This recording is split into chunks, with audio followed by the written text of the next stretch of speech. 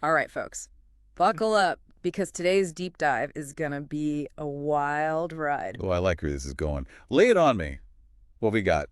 So we got a request from a listener, right? But here's the thing.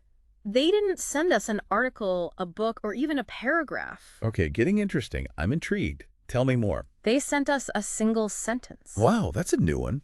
All right, I'm hooked. Hit me with it. What's the sentence? This sentence is a test. This sentence is a test. Wow. On the surface, you've got to admit, it seems deceptively simple. But I have a feeling there's a lot more to unpack here than meets the eye. That's what we do here on the Deep Dive, right? Dive deep. So, dear listener, get ready because today we're going to see what happens when we really overthink, analyze a single sentence. I love it. And you're so right. Limitations can really force us to be more creative, to really think outside the box. This is going to be fun.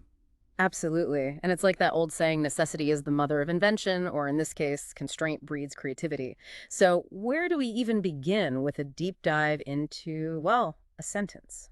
Well, for me, the most fascinating thing about this sentence is how it can be interpreted in so many different ways.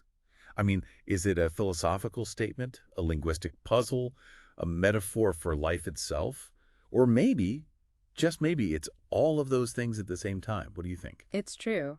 And that simple, it's so ambiguous, it makes you wonder, what's it referring to? Exactly. It's like a linguistic puzzle box, isn't it? And that's what makes it so intriguing. It's like the sentence is inviting us to figure out its hidden depths. Okay, so let's start with the actual sentence structure. What can we glean from that? Well, grammatically speaking, it's about as straightforward as it gets. Subject, verb, object. This sentence is our subject, is our verb, and a test is our object. Pretty basic, right? But even in its simplicity, there's this underlying complexity. Like, the use of this is really interesting. It's a linguistic device called DXs. Basically, it's pointing to something without explicitly naming it. So we've got a mystery on our hands. And speaking of mystery, that word test is really standing out to me. A test of what? For whom? It's like the sentence is raising more questions than it answers. Exactly. And that's where things get really interesting. What if, for a moment, we consider the possibility that the test this sentence is referring to is, well, life itself?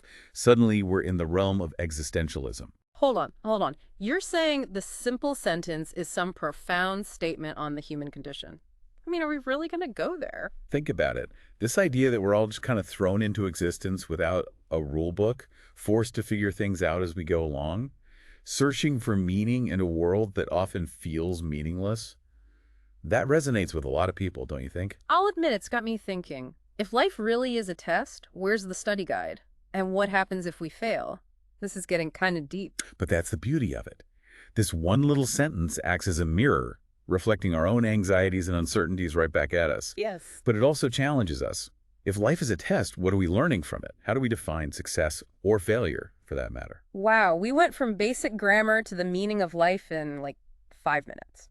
That's the beauty of a good deep dive, I guess. And we're not done yet. There's one more thing about this sentence that I find absolutely fascinating. It's self-referential.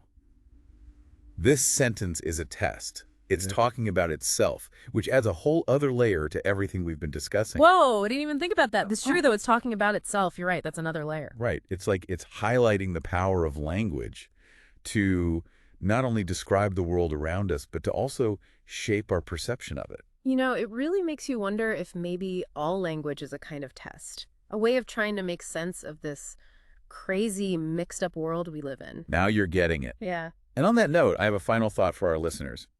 If you were to create your own test sentence, what would it be? What single statement would encapsulate your own unique perspective on the world? Think about it. Mind officially blown. Who knew one sentence could hold so much depth, spark so much thought? It's amazing, isn't it? Yeah. The power of language never ceases to amaze me. Well said. Until next time, folks, keep those brains buzzing.